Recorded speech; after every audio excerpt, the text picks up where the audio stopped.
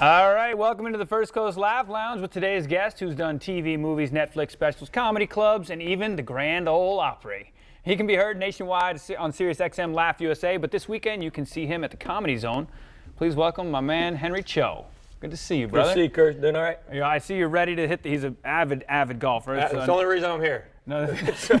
I'm doing shows, too, by the way, if you didn't know. I got 2 shows tonight, 2 tomorrow, someplace. But I'm playing golf today and tomorrow. Comedy Zone, and yeah, and the First Coast is also known for some of the best golf in the country. We got all kinds of great courses. So this is one of the greatest places. I love coming down here. You know, I need to come here more. I have a lot of friends here.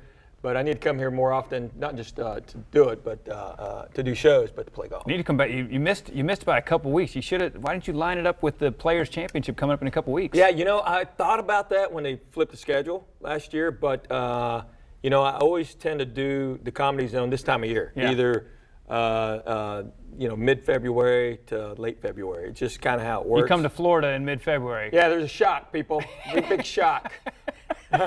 That's what people say. They go, where are you in January? I go, Phoenix. I'm in Phoenix in January. Yep. They're like, man, how do you do that? I go, I tell my agent. I can write my own, yeah. Right. This is where I'd like to be. When you get to your level, you can write your own schedule and do what you want. Yeah, that is one of the great things about have been doing this 33 years. Yeah. Yes. If you haven't seen him before, you can see him at the Comedy Zone. But I mean, Grand Ole Opry, which people would be like, wait, he looks Korean. Right. But the Grand Ole Opry, and he sounds like he's from Tennessee because you were born and raised in Knoxville, Tennessee, right? Yeah, I'm Korean. I was born in Knoxville. So as I say, I'm South Korean. See how that works? Okay.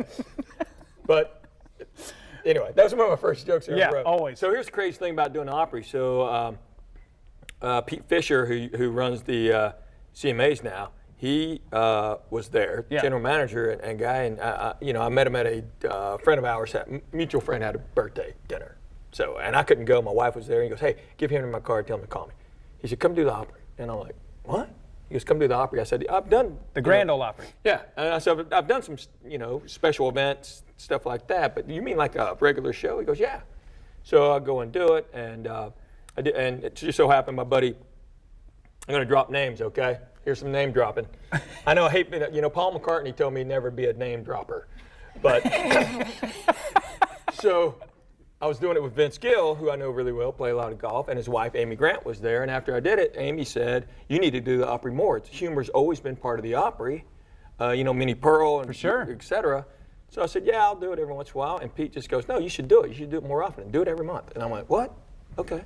So I look on my schedule, and I see when my buddies are performing, and I the first time had to be a little bit of a, as you walk out, the Grand Ole Opry crowd, like, wait a minute, what? Yeah, it's not the first time. It's every time. I walk out, and you know, there's this circle, and Elvis has been on that. Come on, I can't even stand in the middle of it. I straddle it, I walk across it, I kind of put my toe in it, but I can't stand there. I don't.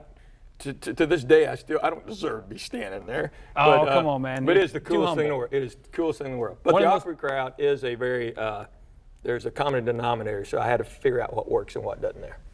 He's done, again, he also did the radio and television correspondence dinner back in '06. He's done everything. You got to go see him at the Comedy Zone this weekend. One of the most genuine, funny, and cool dudes. Appreciate it. See each year. Clean comedy. That's right. It's all clean. There you go. All right, folks, get your tickets and info at thecomedyzone.com, and we'll be right back.